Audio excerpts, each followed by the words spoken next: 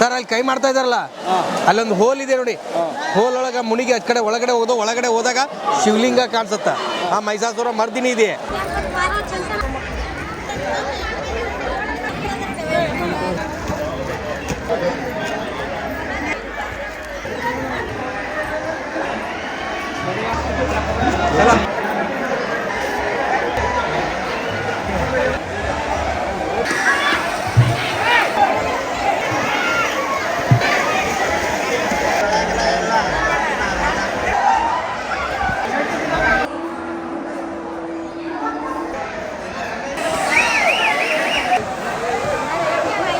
ಸ್ನೇಹಿತರೆ, ನಾವೀಗ ಬಂದ್ವಿ ಸ್ನೇಹಿತರೆ ಬಾದಾಮಿಯ ಮಹಾಕೂಟಕ್ಕೆ. ಸ್ನೇಹಿತರೆ, ಚಾಲುಕ್ಯರ ಮನೆ ದೇವರಾಗಿದ್ದಂಥ ಮಹಾಕೂಟಕ್ಕೆ. ಸರ್, ಏನು ಸರ್ ವಿಶೇಷ ಮಹಾಕೂಟದ್ದು?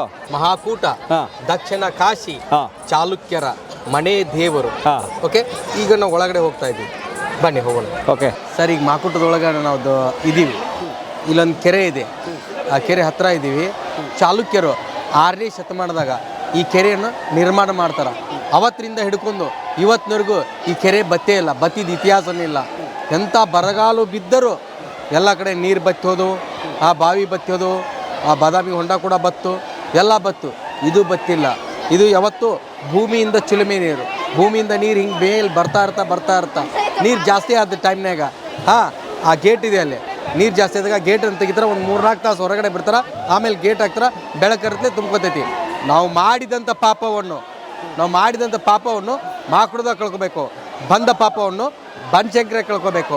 ಅಟ್ಲೀಸ್ಟ್ ಸ್ನಾನ ಮಾಡೋಕ್ಕಾಗಲಿಕ್ಕಂದ್ರೆ ಕಾಲು ತಗೊಂಡು ತಲೆ ಮೇಲೆ ನೀರು ಹಾಕೋಬೇಕು.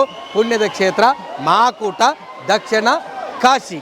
ಇದು ಚಾಲುಕ್ಯರ ಕಾಲದಲ್ಲಿ ನಿರ್ಮಾಣವಾದಂಥದ್ದು. ಇವೆಲ್ಲ ಗುಡಿಗಳು, ಎಲ್ಲ ದೇವಸ್ಥಾನಗಳು, ಎಲ್ಲ ಒಳಗಡೆ ಶಿವಲಿಂಗಗಳನ್ನ ನಾವು ನೋಡ್ತಾ ಇದ್ದೀವಿ. ಅಂದರೆ ಚಾಲುಕ್ಯರು ಶಿವನ ಆರಾಧಕರು. ಫಸ್ಟ್ ವಿಷ್ಣುನ ಆರಾಧಕರು, ಆಮೇಲೆ ಶಿವ, ಆಮೇಲೆ ಸರ್ವ ಧರ್ಮಗಳನ್ನು ಪೂಜೆ ಪುನಸ್ಕಾರ ಮಾಡ್ತಾ ಬಂದರು.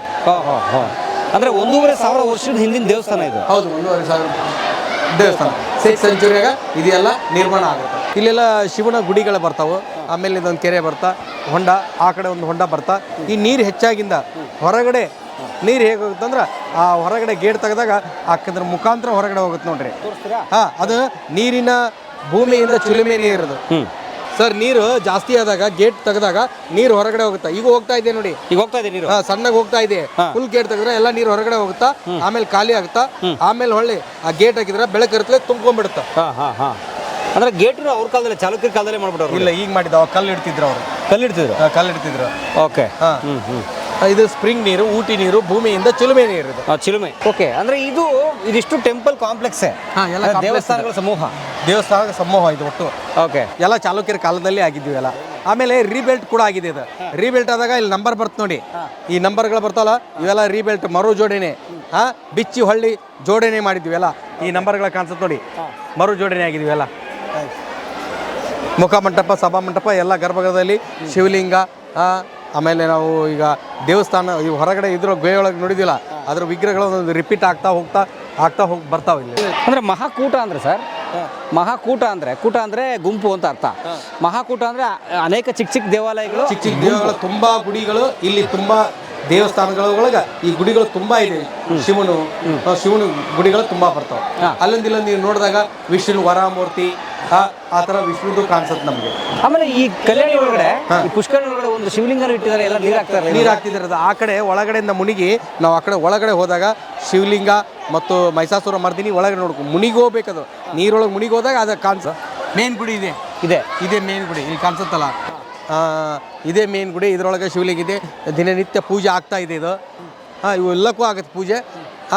ರಾಜ ಮಹಾರಾಣಿಗೋಸ್ಕರ ಕಟ್ಟಿದಂಥ ಗುಡಿಗಳಿಗೆ ಅಂತ ನಾವು ಹೇಳ್ತಿರ್ತೀವಲ್ಲ, ಇದಕ್ಕೆ ಒಳಗಿಂದನೂ ಪ್ರದಕ್ಷಿಣೆ ಪಥ ಇದೆ ಈ ಗುಡಿಗಳಿಗೆ. ಇದನ್ನ ಒಳಗಿಂದ ನೀವು ಪ್ರದಕ್ಷಿಣೆ ಪಥ ಹಾಕ್ಬೋದು. ಮತ್ತು ಪೂಜೆ ಪುನಸ್ಕಾರ ನಡೆಯುವಂಥ ಗುಡಿ ಇದು. ಓಕೆ, ಆಮೇಲೆ ಇದು ಚಾಲುಕ್ಯರ ಶೈಲಿ ವಾಸ್ತುಶಿಲ್ಪ, ಇದು ದ್ರಾವಿಡ ಶೈಲಿ ಅಂತ ಕರಿತೀವಿ. ಸರ್, ಒಳಗಡೆ ಶಿವಲಿಂಗ ಇದೆ ನೋಡಿ, ಮುಖಮಂಟಪ, ಸಭಾಮಂಟಪ, ಒಳಗಡೆ ಶಿವಲಿಂಗ. ಮತ್ತು ಇದಕ್ಕೆ ಪೂಜೆ ಪುನಸ್ಕಾರ ನಡೀತಾ ಇದೆ. ದೇವಸ್ಥಾನ ನಡೀತದೆ, ಎಲ್ಲ ಕಡೆ ನಡೀತೈತೆ. ಇಲ್ಲಿ ಪೂಜೆ ಇದೆ.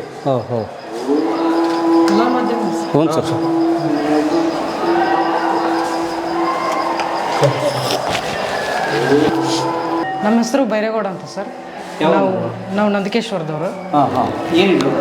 ಅಂದರೆ ಇದು 5 ಮತ್ತು 6ನೇ ಶತಮಾನದಲ್ಲಿ ಚಾಲುಕ್ಯರಿಂದ ಸ್ಥಾಪಿತವಾದಂಥ ದೇವಸ್ಥಾನ ಸರ್. ಅಂದರೆ ಚಾಲುಕ್ಯರ ಆರಾಧ್ಯ ದೈವ ನಾವು ಮಾಕುಟೇಶ್ವರ ಅಂತ ಕರಿತೀವಿ ಸರ್. ಅಂದರೆ ಪುಲಕೇಶಿ ಹೇಳ್ತಾರೆ ಮುಕುಟೇಶ್ವರ ಕನ್ನಡದವರು ಅಂತ. ಮುಕುಟೇಶ್ವರ ಅಂದರೆ ಮಾಕುಟೇಶ್ವರ ಸರ್. ಅಂದರೆ ಅದು ನೀವು ಇಮ್ಮಡಿ ಪುಲಕೇಶಿ ಒಂದು ಫಿಲ್ಮಲ್ಲಿ ಹೇಳ್ತಾನೆ, ನನ್ನ ತಂದೆ ಮುಕುಟೇಶ್ವರ ಕನ್ನಡ ಅಂತ ಒಂದು ಸೆಂಟೆನ್ಸ್ನ ಹೇಳ್ತೀನಿ. ಸೊ ಮುಕುಟೇಶ್ವರ ಅಂದರೆ ಮಾಕುಟೇಶ್ವರ ಅಂದರೆ ಮೊದಲಿಗೆ ಸ್ಥಾಪನೆ ಆಗಿದ್ದೆ ಮಾಕುಟ ಸರ್. ಅವರ ಆರಾಧ್ಯ ದೈವನೇ ಮಾಕುಟೇಶ್ವರ ಸರ್. ಓಹೋ, ಓಕೆ. ಅದಕ್ಕೆ ನಾವು ಮಾಕುಟೇಶ್ವರವನ್ನು ನಮ್ಮ ನಾಡಿನ ಆರಾಧ್ಯ ದೈವ ಅಂತ ಕರಿತೀವಿ ಸರ್. ಚಾಲುಕ್ಯರದ್ದು ಅದು ಮಾಕುಟೇಶ್ವರ, ಆ ಕಡೆ ಇರೋದು ಮಾಕುಟೇಶ್ವರ ಸರ್. ಇದು ಮಲ್ಲಿಕಾರ್ಜುನ ದೇವಸ್ಥಾನ ಅಂತ ಕರಿತೀವಿ ಸರ್. ಸರ್ ಅದು ಮಂಗಳೇಶ ಮಾಕುಟ ಸ್ಥಾಪನೆ ಮಾಡಿದ್ರು ಅಂತ ಹೇಳ್ತಾರೆ ಸರ್.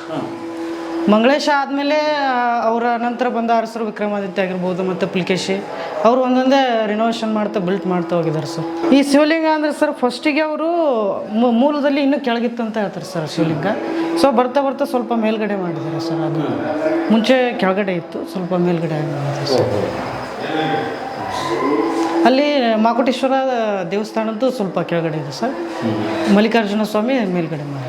ಅದೇನೋ ಎಣ್ಣೆ ಕೊಡ್ತಿರ್ತಿರಲ್ಲ, ಏನು ಎಣ್ಣೆ ಅದು ಸರ್? ಇದು ನಾವೀಗ ದೀಪ ಹಚ್ತೀವಲ್ಲ ಸರ್, ಆನಂದ ದೀಪ, ಅದಕ್ಕೆ ಹಾಕ್ಬೇಕಂತ ಅಂದು ಹೊರಗಡೆಯಿಂದ ತೊಗೊಂಬಂದು ಹಾಕ್ತಾರೆ ಸರ್. ಹಾಂ ಸರ್, ಮೂಲ ಮಾಕುಟ ಸರ್. ಫಸ್ಟ್ ಸ್ಥಾಪನೆ ಮಾಡಿದ್ದೆ ಮಾಕುಟ ಸರ್. ಮಾಕುಟದಿಂದನೇ ಅವ್ರದ್ದು ಸಾಮ್ರಾಜ್ಯ ಸ್ಥಾಪನೆ ಶುರು ಆಗಿದೆ ಸರ್. ಮೊದಲಿಗೆ ಈ ಒಂದು ದೇವರದ ಆರಾಧನೆಯನ್ನು ಮಾಡಿಕೊಂಡೇ ಚಾಲುಕ್ಯ ಸಾಮ್ರಾಜ್ಯನ ಸ್ಥಾಪನೆ ಮಾಡಿದ್ದೆ ಸರ್. ಮನಮೋಹಕವಂತ ಶಿವಲಿಂಗ ಮೂರ್ತಿ ಇದು. ವಾಸ್ತುಶಿಲ್ಪದ ರೂಪದಲ್ಲೂ ಕೂಡ ಭಾಳ ಚೆನ್ನಾಗಿ ಕಾಣುವಂತಹ, ಆಸಕ್ತರನ್ನ ಸಂಶೋಧಕರನ್ನ ಕೈ ಬೀಸಿ ಕರೆಯುವಂಥ ಶಿವಲಿಂಗ ನೋಡಿ ಅದು. ಇದು ಪಾಣಿಪೀಠ ಮತ್ತು ಶಿವಲಿಂಗ.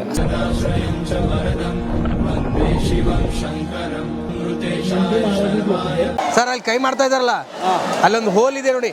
ಹೋಲ್ ಒಳಗೆ ಮುನಿಗೆ ಆ ಕಡೆ ಒಳಗಡೆ ಹೋದಾಗ ಶಿವಲಿಂಗ ಕಾಣಿಸುತ್ತ. ಆ ಮೈಸಾಸುರ ಮರ್ದಿನಿ ಇದೆ. ಒಳಗಡೆ ಹೋಗಿ ಅದ್ರ ದರ್ಶನ ತೊಗೊಂಡು ಹೊಳ್ಳಿ ಮುನಿಗೆ ವಾಪಸ್ ಹೊರಗಡೆ ಬರ್ಬೇಕು. ನೀರಾಗ ಬರಬೇಕು, ನೀರಾಗ ಬರಬೇಕು. ಮುನಿಗೆ ಹೋಗ್ಬೇಕು, ಮುನಿಗೆ ಬರಬೇಕು. ಓ ಹೌದಾ? ಹಾಂ, ಅಲ್ಲೊಬ್ರು ಕೈ ಮಾಡ್ತಾ ಇದ್ದಾರೆ. ಒಬ್ಬ ಮಕ ಕಾಣ್ತಾ ಇದೆ ನೋಡಿ, ಜೂಮ್ ಮಾಡಿ ತೋರಿಬೇಕಾರೆ. ಅಲ್ಲಿ ಕೈ ಇಟ್ಟಿದ್ದಾರೆ ನೋಡಿ, ಶಿವಲಿಂಗ ಅಲ್ಲಿಟ್ಟಿದ್ದಾರಾ? ಶಿವಲಿಂಗ ಒಳಗಡೆ ಇದೆ. ಇದ್ರೆ ಒಟ್ಟಾರೆ ಇದು ನೀವು ನೋಡಿದಂಥದ್ದು ಮಹಾಕೂಟೇಶ್ವರ ಅಥವಾ ಮಹಾಕೂಟದ ಟೂರ್ ಸ್ನೇಹಿತರೆ. ದೇವರ ಬಗ್ಗೆ ನಂಬಿಕೆ ಇರಲೇಬೇಕು ಖಂಡಿತ.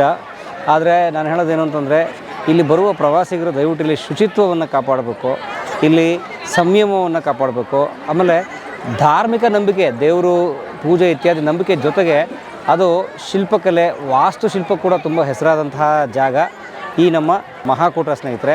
ಯಾಕಂದರೆ 1,500 ವರ್ಷಗಳ ಹಿಂದಿನ ಸ್ಮಾರಕ, ಮಾನ್ಯುಮೆಂಟ್, ದೇವಾಲಯದ ಸಮೂಹ, ಅದಕ್ಕೆ ಮಹಾಕೂಟ ಅಂತ ಇಟ್ಟಿರೋದು.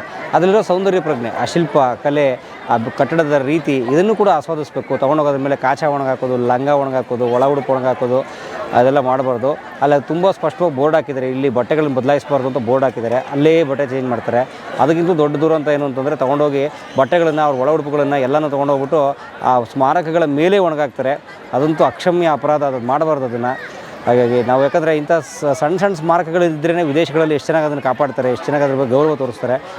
ನಾವೇ ಭಾರತೀಯರಾಗಿ ನಮ್ಮದೇ ಸ್ಮಾರಕ ಇದು, ನಮ್ಮ ದೇಶದ್ದೇ ಸ್ಮಾರಕ, ನಮ್ಮ ಹಿರಿಯರೇ ಕಟ್ಟಿದ್ದು, ಅದನ್ನು ನಾವು ಇಷ್ಟು ಕಳಪೆಗೆ ಬಳಸ್ತಿದ್ದೀವಲ್ಲ, ತಪ್ಪದು ಅಂತ ಕೇಳ್ಕೊತಾ ದಯವಿಟ್ಟು ಆ ಥರದ್ದು ಮಾಡದೇ ಇರೋಣ. ಯಾಕಂದರೆ ನಮ್ಮ ಮುಂದಿನ ಪೀಳಿಗೆಗೆ ಉಳಿಬೇಕಲ್ಲ. ಹಾಗಾಗಿ ನಾನು ಕೇಳ್ಕೊತಾ ದೇವರು ಎಲ್ಲರಿಗೂ ಒಳ್ಳೇದು ಮಾಡಲಿ.